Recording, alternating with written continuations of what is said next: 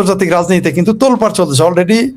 পররাষ্ট্র তাদের যে মন্ত্রী জয়শঙ্কর সাহেব অলরেডি আমেরিকাতে কিন্তু যাচ্ছেন। তো জয়শঙ্কর সাহেব তো ওইখানে আমেরিকাতে মেয়ে বিয়ে দিতে যান নাই, বা তার পোলারও বিয়ে করাইতে যাবেন না। নিশ্চয়ই বাংলাদেশ প্রসঙ্গে আমেরিকাতে এই নির্বাচনে যারা অংশগ্রহণ করতেছে তাদের প্রত্যেককে মানে কোনো না কোনো ভাবে তাদের ইতিহাসের কাঠ গড়ায় দাঁড় করানো হবে বা দাঁড়াতে হবে। কারণ আমি যতদূর শুনেছি যে 30 তারিখে নির্বাচন পিছিয়ে যায়, আগামী জুন জুলাই মাসে নির্বাচন হতে পারে। সেখানে ইনক্লুসিভ নির্বাচন যেটা বলেছে, সেনাবাহিনীর কাছ থেকেও শুনেছি, আমলাদের কাছ থেকেও শুনেছি এই দুইটা তথ্যই। নির্বাচন পিছিয়ে যেতে পারে, মানে ওই যে আমাকে কেন বলে যে আমি বলি নির্বাচন হবে না হবে না, তারাই আমাকে এগুলো বলেছে যে হয়তো পিছিয়ে যেতে পারে, আওয়ামী লীগকে অংশগ্রহণ করাতে পারে, আওয়ামী লীগকে স্কোপ দিতে পারে নির্বাচন। তবে যদি এটা হয় ওয়েল, কিন্তু ডক্টর তরিক সাহেবের সাথে আমি একমত যে এই মুহূর্তে অপারেশন ছাড়া তো উপায় নেই, রোগী বড় মারাত্মক। এই মুহূর্তে একটা কোনো না কোনো ভাবে ডক্টর ইউনূস রিজিম হটাতে হবে। এটা আসলেই এই কোনো না কোনো ভাবে ডক্টর ইউনূস জগদ্দলের মতো বসে আছে, এই পাথরটাকে সরাতে হবে। তারপরে বিকল্প চিন্তা করতে হবে যে পরে ওই সরকার 5 বছর থাকবে না 5 মাস থাকবে, পরের চিন্তা পরে। আমার কিন্তু বাজে এখনো ওই 12 তারিখের রাতের 11:59 পর্যন্ত আমার বাজে এখনো আছেই। আমাকে অনেকেই প্রশ্ন করে, প্রতিদিনই অন্তত 100 জন মেসেজ করেছে ফরিদ সাহেব আপনার বাজি কি এখনো আছে? জি আছে। তো এগুলো তো হাস্যকর ব্যাপার, মানুষ তো এগুলো দেখতেছে। তবে আমার মনে হয় নির্বাচন হবে কিনা, আমি যে আবারও বলছি আমার যথেষ্ট সংশয় রয়েছে। আর এই নির্বাচন হলেও সেই নির্বাচন অবশ্যই বিতর্কিত হবে। এইখানে তারা হেনা ভোটে যে সমস্ত শর্ত দিয়েছে এগুলো জনগণের সাথে এগুলো কি সম্পর্ক? গণভোটের সাথে তো সম্পর্কই নেই সংবিধানের। সংবিধান কি এটা আপনাকে জায়েজ করে? আপনার সংবিধান আপনাকে কি এটা অ্যালাউ করে যে আপনি গণভোট করবেন? কে আপনি গণভোট করার? এই সরকারের এই তো সকল সরকারেরই তো বৈধতা আছে কিনা যথেষ্ট সন্দেহ আছে। ব্যারিস্টার স্বাধীন মালিক তো বলছে যে এই গণভোটের কোনো বৈধতাই নেই। তো এগুলো আপনি কি করতে যাচ্ছেন? তো এই নির্বাচন আমার মনে হয় না হবে। অনেকেই বলতেছে, আমি তার প্রতি সম্মান রেখেই বলতেছি, একজন লিখেছেন যে আমি হারবো, কারণ হইলো যে নির্বাচন হবেই। ভাই এখনো 8-9 দিন বাদ আছে। বাংলাদেশে কিন্তু ওই 5 তারিখের সকাল 10টায় কেউ জানতো না যে আওয়ামী লীগকে বিদায় নিতে হচ্ছে বাংলাদেশ থেকে, সরকার থেকে। কেউ জানতো না যে শেখ হাসিনাকে 4:30 হেলিকপ্টারে তুলে দেওয়া হবে। কেউ জানতো না যে 5 তারিখ সকালেও কেউ জানতো না যে আওয়ামী লীগের সকল নেতাকর্মী আত্মগোপনে চলে যাবে। এটা কেউ জানতো না। তেমনি 10 দিন অনেক সময়, দেখেন কি হয়, অপেক্ষা করেন। আর এই নির্বাচন হলেই কি এই দেশের অর্থনীতি ধ্বংস হয়ে গেছে, রাজনীতি ধ্বংস হয়ে গেছে। এই দেশটা আপনি কিভাবে চালাবেন অর্থনীতি ছাড়া? গার্মেন্টস বন্ধ হয়ে যাচ্ছে। এমনকি আমি বললাম তো যে গতকালই আমার সাথে কথা হয়েছে কয়েকজন ব্যবসায়ীর সাথে, তারা বলেছে যে বাংলাদেশে আগামী 1 থেকে 1.5 মাসে 11 থেকে 13 লক্ষ দক্ষ কর্মী তারা বেকার হয়ে যাবে। তো এগুলো আপনি কিভাবে রক্ষা করবেন? নির্বাচন হলেই তো আপনি টিকে থাকতে পারবেন না। তারপর সেই নির্বাচনটা যথারীতি বিতর্কিত, কিভাবে আপনাকে টিকে থাকবেন? যে বাংলাদেশের মানুষ জামাতকে এই যে হিসাব করতেছে, ওয়াকার সাহেব, তারপর এই ইউনূস সাহেব বা বিদেশি প্রভুরা, এত সহজ না ভাই। ওই জামাতকে আপনি ক্ষমতায় দিয়ে দিবেন স্বাধীনতা বিরোধী শক্তিকে, বাংলাদেশের বামপন্থীরাই তো বিরোধিতা করবে, রাস্তায় নেমে যাবে। অস্ত্র নিয়ে মাঠে নামে কি বলেন? আমার সাথে শত শত মুক্তিযোদ্ধার কথা হয়েছে যারা জীবিত, বলছে অস্ত্র নিয়ে মাঠে নেমে যাবে যদি কোনো কারণে জামাত ক্ষমতায় আসে। ওই ওয়াকারের দাদাও পারবে না, ওই পাকিস্তানের বাপেরও পারবে না। তো আমি একজন ডক্টর সাহেবের সামনে এই ধরনের ভাষা, আমি দুঃখিত, স্ট্রিট পিপুলের ভাষায় কথা বলি। এত সস্তা না বাংলাদেশের মানুষ। আমি নিজে যুদ্ধ ঘোষণা করবো জামাত যদি ক্ষমতায় আসে। আমি শেখ ফরিদ, কেউ না করলে আমি সবার আগে ঘোষণা করবো। আপনি নিশ্চিত থাকেন, এই যে বামপন্থীদের লাল বিপ্লবী বলেন, নীল বিপ্লবী বলেন, তারাও দেখবেন মাঠে নেমে যাবে। এই দেশে অনেক নারী যুদ্ধে নেমে যাবে জামাতে। 30 লক্ষ মানুষের রক্ত, 30 লক্ষ মানুষের জীবন, অগণিত নারীর সম্ভ্রম আমরা দিয়েছি, কি আমাদের পূর্বসূরীরা দিয়েছে এই জামাতকে ক্ষমতায় বসে। কি বলেন? ওই ওয়াকারের স্বপ্ন কোনোদিন এই দেশে বাস্তবায়িত হবে না। বিএনপিও চাইলে পারবে না জামাতকে ক্ষমতায় বসাইতে। ওই যে 2 জনকে মন্ত্রিত্ব দিয়ে বিএনপি কিন্তু বুঝতেছে কত ধানে কত চাল। ওই আওয়ামী লীগও চেয়েছিল এই মৌলবাদী শক্তির সাথে আপোষ করতে, ফলাফল আপনি দেখেছেন। বাংলাদেশের মানুষ এটা মানবে না, বিশ্ব শক্তি এটা মানবে না। তারপরেও আন্তর্জাতিকভাবে ভারতের এখানে যে প্রভাব, এটা ভারতও সেটা মানবে না। তার চেয়ে বড় কথা, বাংলাদেশের জনগণ আমরা মেনে নিব না জামাতের ক্ষমতায়ন, আমরা কোনোদিনই মেনে নিব না। সেটা আমি বলতে চাচ্ছি। ধরে নেন তারা কারচুপি করলো, ধরে নেন তারা ইলেকশন ইঞ্জিনিয়ারিং করলো, বাংলাদেশের জনগণ তাদের প্রতিহত করবে। কি বলেন? মাঠে নেমে যাবে, রাস্তায় নেমে যাবে বাংলাদেশের মানুষ। আর আমার মতো নিরীহ লোকই তো বলে ফেলছে যে আমি যুদ্ধ ঘোষণা করবো। তাহলে যারা নিরীহ নয় তারা কি বসে থাকবে?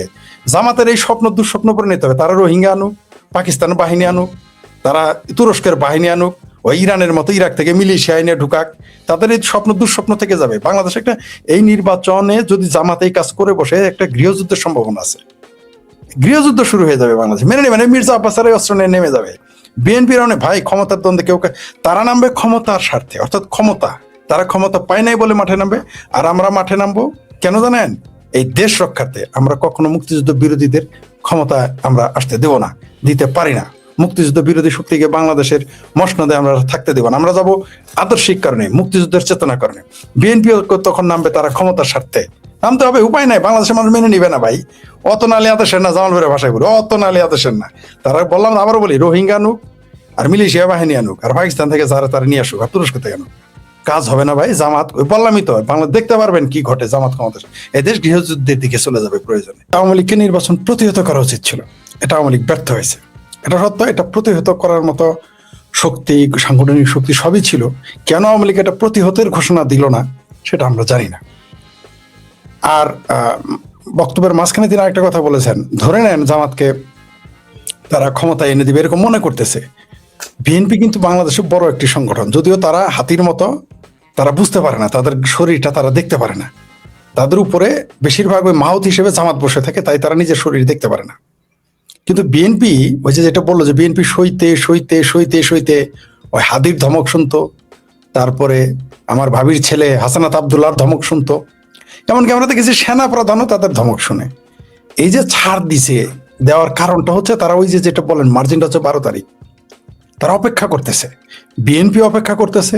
আমরা আর একটা জিনিস ভুলে গেছি, বাংলাদেশের জনগণের কথা। বাংলাদেশের জনগণও কিন্তু অপেক্ষা করতেছে, প্রতিবাদ হবে কি হবে না, আন্দোলন হবে কি হবে না। 12 তারিখের পরে কিন্তু বাংলাদেশের এই চেহারা থাকবে না। সেটা এই সোকল্ড নির্বাচন না হলেও তারা যদি মনে করে যে জামাতকে ক্ষমতায় এনে বসিয়ে দিবে, আমি আবারও বলতেছি, বারবার বলি, অতীতেও বলেছি, এখনো বলি, আপনার এখানে শুরুতেও বলেছি, জামাতকেই বাংলাদেশের মানুষ ক্ষমতায় মেনে নেবে না। এই মুহূর্তে মনে করতেছেন যে তারা অনেক ক্ষমতাবান মনে হচ্ছে। এমনকি আমার জেলাতে, আমার বৃহত্তর ময়মনসিংহে তো আলোচনা শুনছি, ওইখানে নাকি জামাত অনেক আসন পাবে। আরে না রে ভাই, অত নালে আদেশের না, ঠ্যাংয়ের নালা ছুটায় ফেলবে যখন মারামারি লেগে যাবে। ক্ষমতার দ্বন্দ্ব আলাদা জিনিস। বিএনপি ছাড় দিতে দিতে যখন তারা 12 তারিখে বুঝে যাবে যে এরা ক্ষমতা যেতে পারতেছে না, বিএনপির রূপ আর এটা থাকবে না, তখন তারা উন্মাদ হয়ে যাবে। কারণ 18 বছর তারা ক্ষমতার বাইরে, তো তারা আবার 5 বছর ক্ষমতার বাইরে থাকতে চাইবে না।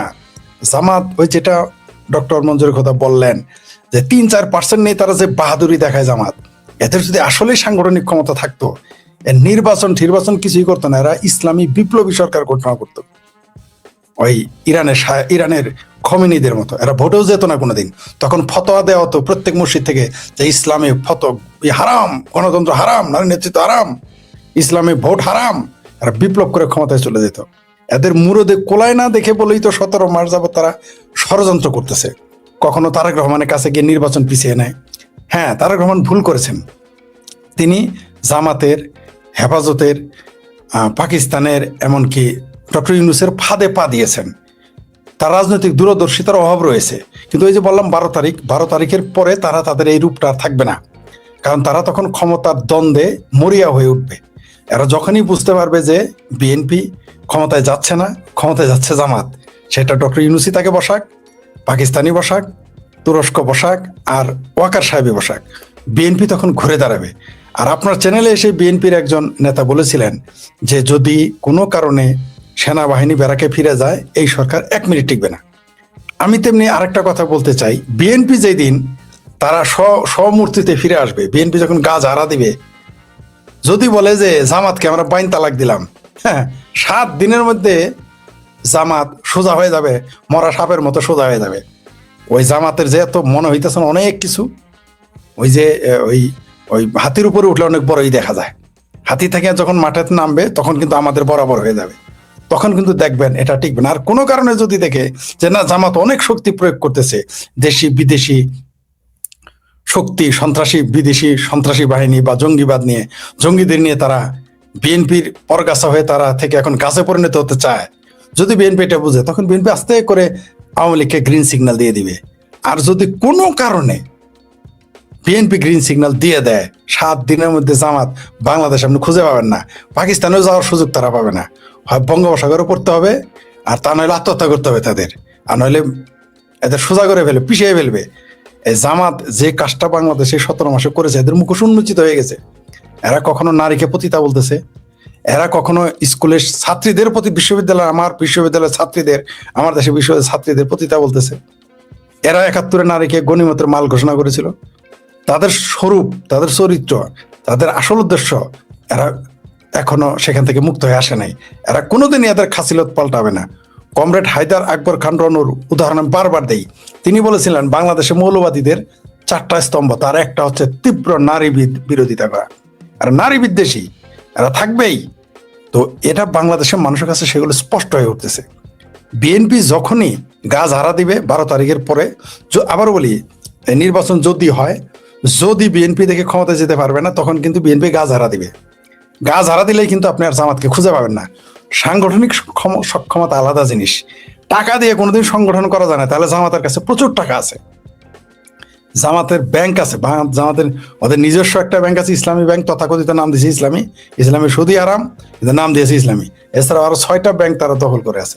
তো টাকা থাকলে যদি, আর এছাড়া তো মিডল ইস্টের জাকাত ফেতরা আছে। আর ডক্টর সিরাজুল ইসলাম চৌধুরীর ভাষায়, এমিরেটাস তার ভাষায়, মৌলবাদ ও সাম্রাজ্যবাদ পরস্পরের বন্ধু, তাদের সুযোগ পাওয়ার সুযোগ সুবিধা জামাত যদি গ্রহণযোগ্য, জামাতের গ্রহণযোগ্যতা এই দেশে থাকলে এই 18 মাসে এরা 18 বার ক্ষমতা নিয়ে নিত। বিএনপি আওয়ামী লীগের গুনতই না, যেটা ডক্টর মঞ্জুর খোদা বলে গেছেন।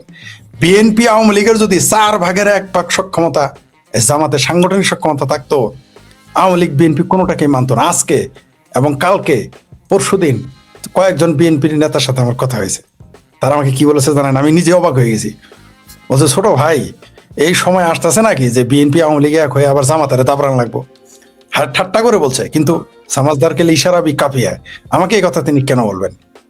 আওয়ামী লীগের নেতাদের, বরং একটা জিনিস বলি আপনাকে, আওয়ামী লীগের ঠিক বিএনপি যেমন এখানে ভুল করতেছে, তেমনি আওয়ামী লীগেরও লক্ষ্য, উদ্দেশ্য, রাজনৈতিক কর্মকাণ্ড আপনার উদ্দেশ্যবিহীন।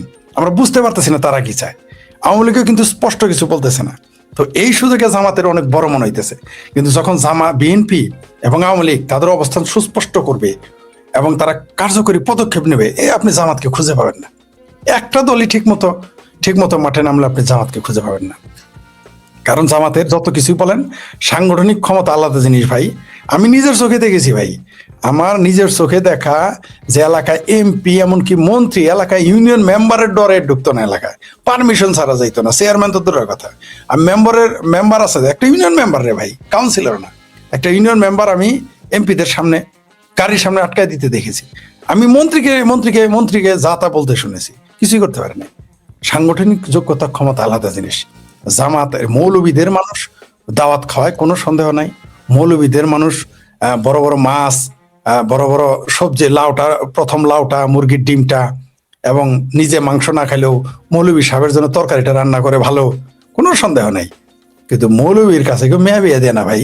তেমনি জামাতের বাংলাদেশের মানুষ ক্ষমতায় আনতে দিবে না। সেটা আওয়ামী লীগ তো দিবেই না, মুক্তিযুদ্ধের পক্ষের মানুষ তো মেনে নিবেই না, এমনকি বিএনপিরও এটা মেনে নিবে না। আপনি 12 তারিখের পরে বাংলাদেশের রাজনৈতিক চরিত্র, চেহারা, চিত্র সব পাল্টে যাবে, আপনি দেখতে পারবেন, সেটা ইলেকশন হইলেও না হইলেও।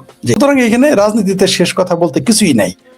এটা অস্বাভাবিক কিছু না। কালকে যে যাদের লাল বদর বলতেছে জুলাই আন্দোলনের গালাগালি করে আওয়ামী লীগ, হতে পারে এদের নিয়ে মাঠে নেমে যেতে পারে, হতে পারে বিএনপি নিয়ে মাঠে যেতে, হতে পারে আওয়ামী লীগ নিজেই মাঠে নেমে যেতে পারে।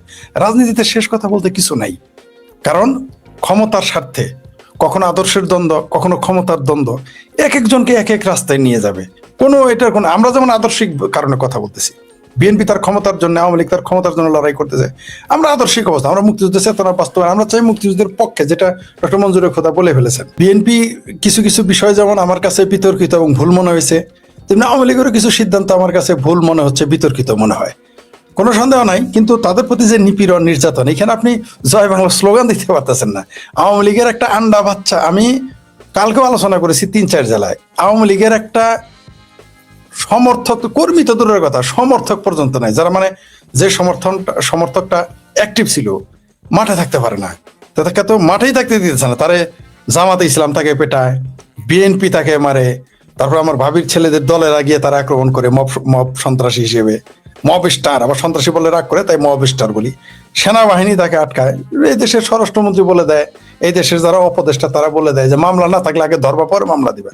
তা আওয়ামী লীগ কি করবে? কিন্তু আওয়ামী লীগকে যেভাবে তারা, আওয়ামী লীগ হয়তো তারা কি সিদ্ধান্ত নিয়েছে জানি না আমরা, আওয়ামী লীগেরও তো অবশ্যই একটা সিদ্ধান্ত রয়েছে, সেটা ভুল হতে পারে, শুদ্ধ হতে পারে, তবে আওয়ামী লীগের উচিত ছিল এই নির্বাচন প্রতিহত করা। আমি মনে করি না নির্বাচন অংশ নেওয়া, আমি সেটার সাথে মানে আমাকে যদি কেউ বলে যে আওয়ামী লীগের কি করা হচ্ছিল, আমি বলবো ওই যে ডক্টর মঞ্জুরের খোদা তরিক ভাইয়ের মতো, আমি তার সাথে একমত যে নির্বাচন তাকে প্রতিহত করা উচিত ছিল, অংশগ্রহণ নয়, প্রতিহত। কারণ এই নির্বাচনে যদি সে ডক্টর ইউনূসের নির্বাচনে আওয়ামী লীগ অংশগ্রহণ করে, তো তাকে বৈধতা দিল, আওয়ামী লীগ তাকে বৈধতা দেবে না, দিতে পারে না। তো প্রতিহত যদি করতো তাহলে সবচেয়ে ভালো ছিল আমার মনে হয়।